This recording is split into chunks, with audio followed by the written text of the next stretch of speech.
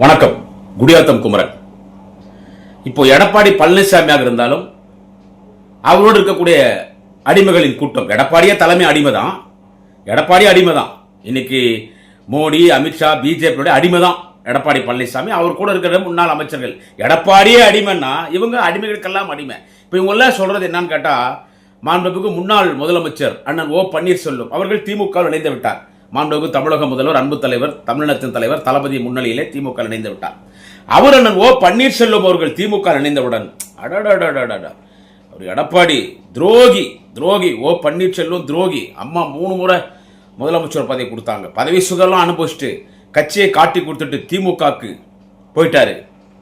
அண்ணா திமுகவுக்கு துரோகம் பண்ணிட்டு திமுக போயிட்டார், அம்மாவுக்கு துரோகம் பண்ணாரு. துரோகி, துரோகி. அந்த கூடகிற அந்த உதயகுமார், அந்த தகர டப்பா, இன்னும் இருக்கிற மீதிங்கெல்லாம் இந்த செல்லூர் ராஜு, அந்த வோடாஃபோன் அஜிடாக் ராஜேந்திர பாலாஜி, இந்த பக்கம் மைண்ட் ரோடு ஜெயக்குமார், கடம்பூர் ராஜி, திண்டுக்கல் ஸ்ரீனிவாசன், எல்லாம் டோட்டல் தான். அந்த குடிகாரன் விழுப்புரத்தில் சிவி சண்முகம், இப்படி எல்லாமே டோட்டல். இவங்கெல்லாம் சொல்கிறது என்னன்னு கேட்டால் துரோகி, ஓபிஎஸ் துரோகி, ஓபிஎஸ் துரோகி. நான் ஒன்று கேட்குறேன் இந்த பதிவில்.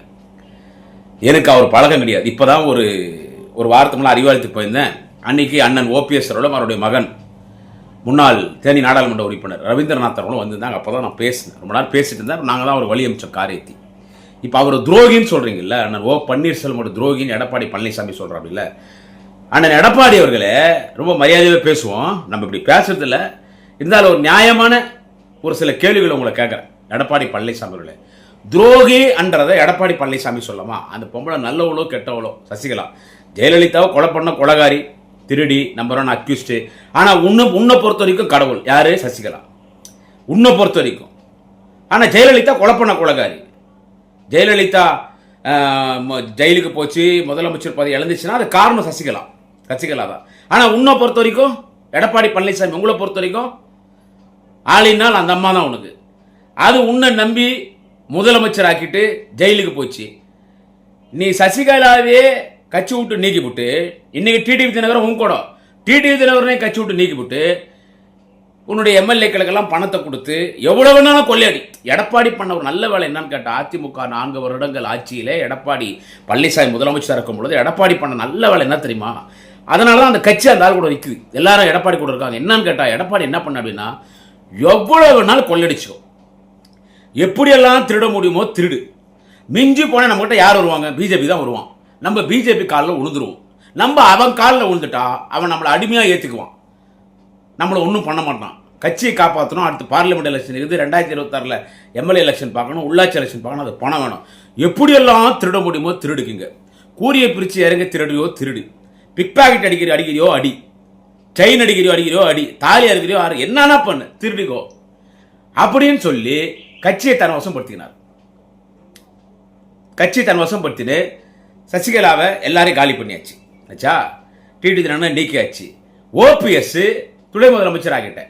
அடுத்து திமுக ஆட்சி வருது. திமுக ஆட்சி வந்தோடனே நீ ஓபிஎஸ் கட்சி விட்டு நீ நீக்கிற.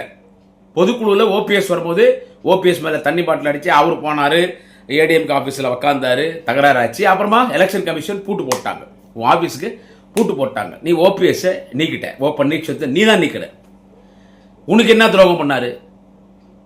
ஓ பன்னீர்செல்வத்தை அண்ணன் ஓபிஎஸ் நீ என்னத்துக்கு நீக்கின? அண்ணன் ஓ பன்னீர்செல்வம் அவர்கள் அதிமுக இருந்திருந்தால் அந்த கட்சி உருப்பிட்டிருக்கும். இன்னைக்கு அழிவு பாதையை நோக்கி சென்று கொண்டிருக்கிறது அதிமுக. அழிவு பாதையை நோக்கி அதிமுக வளைத்து சென்று கொண்டிருப்பது யார் என்று கேட்டால், அதிமுகவை இன்றைக்கு பாஜகவுக்கு கூட்டி கொடுத்து காட்டி கொடுத்து கொண்டிருக்கிற எடப்பாடி பழனிசாமி. இது அதிமுகவின் ஒரு தொண்டனுக்கும் தெரியும். ஏன்னா எடப்பாடி பழனிசாமி கொடநாடு கொலை கொள்ள வழக்கில் அவர் தான் நம்பர் 1 அக்யூஸ்டு. எக்கச்சக்கமான ஊழல், அதிமுக முக்கியமான தலைவர்கள் ஊழல் பண்ணியிருக்காங்க. எல்லா ஃபைல் அமித்ஷா டேபிள் இருக்கு. தூக்கி உள்ள போட்டுருவான்னு மிரட்டி இன்னைக்கு அங்கே போயாச்சு. என்னது, இன்னைக்கு அங்கே போயாச்சு. இப்போ ஓபிஎஸ் வந்துட்டு அதிமுக வச்சுக்கினா அதிமுக ஸ்டாண்ட் பண்ணிடுவார். அதனால அதிமுகவை நம்ம பிஜேபி வித்தாச்சு. இப்போ எடப்பாடி பழனிசாமிக்கு பிஜேபி கொடுத்துருக்கிற அஜெண்டா என்னன்னு கேட்டான், கொடுத்துருக்கிற வேலையை ஏடிஎம்கே நீ க்ளோஸ் பண்ணணும். அதை க்ளோஸ் பண்ணி அந்த கட்சி சின்ன பண்ணமாக்கி அத்தை என்கிட்ட ஒப்படைச்சிடு, அத்தை என்கிட்ட ஒப்படைச்சிடு. எப்படி பாட்டாளி மக்கள் கட்சி அப்பனும் புள்ளிக்கு சண்டை விட்டு அந்த கட்சியை முடிச்சோமோ அந்த மாதிரி அதிமுக முடிக்கணும், அந்த வேலை உனக்குன்னு அந்த வேலை தான் எடப்பாடி பழனிசாமி பார்த்துட்டு இருக்க. அப்படி எந்த வகையில் எடப்பாடி பழனிசாமி நீங்க ஆனால் ஓ பன்னீர்செல்வம் துரோகின்றீங்க. இப்போ துரோகி என்ன எப்படி? அம்மையார் ஜெயலலிதா 3 முறை முதலமைச்சர் ஆச்சு. யார அண்ணன் ஓ பன்னீர்செல்வம் அவர்கள் 3 முறை முதலமைச்சர். ஜெயிலுக்கு போயிட்டாங்க, பரப்பநாகர கோர்ட்டுக்குள்ள போய் அப்படியே ஜெயிலுக்கு போயிட்டாங்க. அப்போ ஓபிஎஸ் சிஎம். அப்போ ஓபிஎஸ் ஜெயலலிதா ஜெயிலில் இருக்கும்போது எல்லா எம்எல்ஏங்களும் விலைக்கு வாங்கி நீ சசிகலாவை நீக்கணுப்பா, அந்த மாதிரி ஜெயலலிதா சசிகலாவை நீக்கிட்டு கட்சியும் ஆட்சியும் கேப்சர் பண்ணியிருந்தா அப்போ நீ ஓபிஎஸ் துரோகின்னு சொல்லு. இல்ல நீ ஓபிஎஸ் உனக்கு பஞ்சாயத்து பண்ணி வச்சாங்க, பிஜேபி தான் பஞ்சாயத்து பண்ணாங்க, அப்ப இங்க கவர்னர் 2 பேர் கையெல்லாம் கொடுத்தாங்க.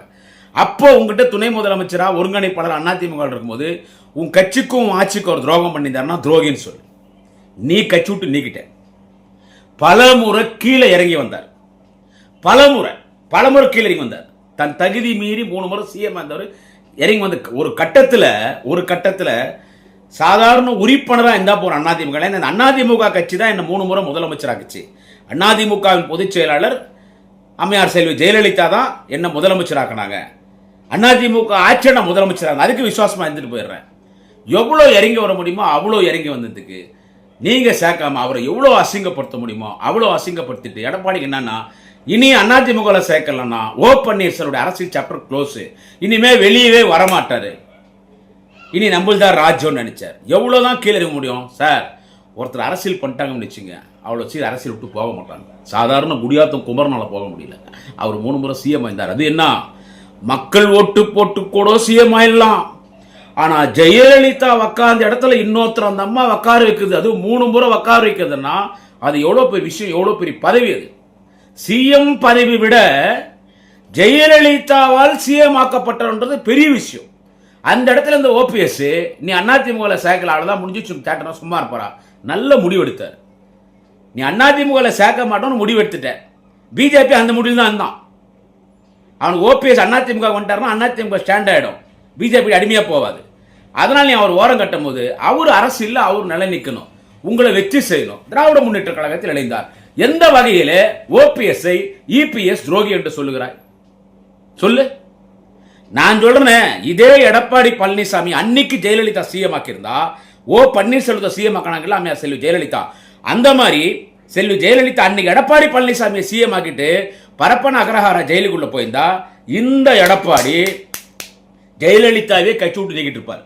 எல்லா எம்எல்ஏ கூப்பிட்டு இருந்தா 20 கோடி 30 கோடி புடி, இன்னும் எவ்வளவு திருடுறே திருடு. ஆனா நான் சொல்ற மாதிரி கேட்கணும். ஜெயலலிதா இருந்தா நீ பயந்து நடுங்கணும். இங்க அப்படியெல்லாம் கிடையாது. தடியத்தவெல்லாம் தண்டல்காரன் போடான்னு சொல்லி அதிமுகவையும் கேப்சர் பண்ணியிருப்பாரு, ஜெயலலிதாவை அட்ரஸ்களை அதாக்கிட்டு இருப்பார். ஆனா அந்த இடத்துல ஓபிஎஸ் இருக்கிறதுனால தான் அந்த முதலமைச்சர் சீட்ல கூட உட்காரல. அதனாலதான் ஜெயலலிதா ஓபிஎஸ் மேடையில் வச்சுன்னு விசுவாசத்துக்கு பேர் போனவர் எனது அன்பு சகோதரர் ஓ பன்னீர்செல்வம். எப்படி பரதன் நான் வனவாசத்தை முடித்து வரும் வரை அயோத்தியாவில் நீ ஆட்சி செய்ய என்று ராமர் அயோத்தியாவை பரதனிடத்தில் ஒப்படைத்து விட்டு சென்றார். ஆனால் பரதன் என் அண்ணன் இல்லாத ராஜ்யத்துக்குள் நான் செல்ல மாட்டேன் என்று ராஜ்யத்திற்கு வெளியே அமர்ந்து கொண்டு ராமர் செருப்பை வைத்துக் கொண்டு ஆட்சி செய்தார் 14 ஆண்டுகள். அதுபோல் என் கண்ணுக்கு தெரிகிற பரதன் ஓ பன்னீர்செல்வம் என்று ஓபிஎஸ்ஐ பாராட்டியவர் ஜெயலலிதா. அந்த ஓபிஎஸ்ஐ பார்த்து நீ துரோகின்னு சொல்றிய. உண்மையிலே துரோகி யாரு? சொல்லாம ஓபிஎஸ் துரோகின்னு. உண்மையிலே துரோகி யாருன்னு கேட்டா எடப்பாடி பழனிசாமி. நீங்க பண்ற ஒரு மிகப்பெரிய துரோகம் என்னன்னு கேட்டா, இந்த திராவிட மண்ணை இன்னைக்கு ஆரிய மண்ணுக்கு காட்டி கொடுக்குறீங்க பாருங்க. இந்த திராவிட மண்ணை இதை திராவிட மண்ணா மாத்திரத்துக்கு எத்தனை தலைவர்கள் போராடினார்கள், உயிர் தியாகம் செய்தார்கள். சட்ட மாமேதை பாபா சாஹிப் டாக்டர் அம்பேத்கருடைய கொள்கைகளை லட்சியங்களை நிறைவேற்ற, தந்தை பெரியாரின் கொள்கைகள் லட்சியங்களை நிறைவேற்ற, அறிஞர் அண்ணாவின் கொள்கைகளை லட்சியம் நிறைவேற்ற கலைஞர் 5 முறை முதலமைச்சராக இருந்து இந்த மண்ணை திராவிட மண்ணாக மாற்றினார். இதை திராவிட மன்ன அரசாங்க தலைவர் தளபதி ஆட்சி செய்து கொண்டிருக்கிறார். ஆனால் இந்த திராவிட மண்ணை ஆரிய மண்ணாக மாற்ற இன்னைக்கு நம் தமிழ் மண்ணை திராவிட மண்ணை இன்னைக்கு ஆரியனுக்கு பிஜேபி ஆர்எஸ்எஸ்க்கு கூட்டி கொடுக்கிற வேலையை காட்டி கொடுக்கிற வேலையை பார்த்து கொண்டிருக்கிற எடப்பாடி பழனிசாமி அவர்களே, நீங்க தான் துரோகி. சோ ஓபிஎஸ் நீங்க துரோகின்னு சொல்லக்கூடாது. அவருக்கு தலைவர் தளபதி முதலமைச்சர் தலைவர் தளபதி 2026 ஏப்ரல் 23 நடைபெற இருக்கிற சட்டமன்ற தேர்தலிலே மீண்டும் 200க்கும் மேற்பட்ட தொழில் வெற்றி பெற்று தமிழக மக்கள் 4ஆம் தேதி வாக்கு எண்ண போகிறார். மார்ச் 4ஆம் தேதி அன்றைக்கு 2வது முறை தலைவர் தளபதி முதலமைச்சராக போகிறார். அன்றைக்கு அவருக்கு உரிய மரியாதையை நம்முடைய தலைவர் தளபதி அவருக்கு தருவார். ஒரு தொண்டனாக சொல்கிறேன். நேர்காணல போய் கும்பலோட கோவிந்தா உக்காண்டாரு ஒரு முதலமைச்சராக இருந்தவர். இதுதான் ஜனநாயக கட்சி. அப்படிதான் உட்காரணும். கலைஞரே நேர்காணல் பண்ணுவாரு. சேப்பாக்கம் தொகுதி வரும்போது எதிர்க்க போய் உட்காந்துக்குவார். நான் வேட்பாளர் கேள்வி கேளுங்கன்னுவார். அதே மாதிரி அன்பு தலைவர், இன்ப தமிழ்நாட்டினுடைய தனிகரில்லா தலைவர், தமிழகத்தின் தலைவர், தேச தலைவர், அன்பு தலைவர் தளபதி ஸ்டாலின் அவர்கள் நேர்காணல் உட்காண்டே இருந்தார். போன எலெக்ஷன்ல கொளத்தூர் தொகுதி வரும்போது அவர் போய் எதிர்க்க உட்காண்டார். நான் கொளத்தூர் வேட்பாளர் நேர்காணல் பண்ணுவேன். இது ஜனநாயக கட்சி, இது டெமோக்ரசி பார்ட்டி, இதுதான் திமுக ஐடியாலஜி. இதெல்லாம் உங்களுக்கு என்ன தெரியும்? எனவே எடப்பாடி பழனிசாமி அவர்களே பெரிய தப்பு பண்ணிட்டு இருக்கு. ஏன்னா தெரிஞ்சே பண்றீங்க. உங்களை நீங்க பாதுகாத்துக்கணும். திகார் ஜெயிலுக்கு போகக்கூடாது. உங்க குடும்பம் பாதுகாப்பா இருக்கணும். நீங்க இன்னும் 100 தலைமுறைக்கு உங்கள்கிட்ட சொத்து இருக்குது. அதனால இந்த திராவிட மண்ணை ஆரியனுக்கு காட்டி கொடுக்கிற வேலையை பார்த்து கொண்டிருக்கீர்கள். இது என்றைக்கும் திராவிட மண்ணாகத்தான் இருக்கும். தலைவர் தளபதி ஸ்டாலின் தான் மீண்டும் இங்கே முதலமைச்சராக 2வது முறை வரப்போகிறார். இந்த திராவிட மண்ணை ஆரிய மண்ணாக மாற்றுவதற்கு தலைவர் தளபதி ஸ்டாலின் அனுமதிக்க மாட்டார். நாளைய தமிழகம் உதயநிதி ஸ்டாலின் அனுமதிக்க மாட்டார். திமுகவின் கடைக்கோடி தொண்டன் இருக்கும் வரை இந்த திராவிட மண்ணை ஆரியனால் தொட்டு கூட பார்க்க முடியாது. எனவே துரோகி யார் என்று கேட்டால் எடப்பாடி தவளம்பாடி. நீங்க தான் துரோகி. எடப்பாடி பழனிசாமி நீங்க தான் துரோகி.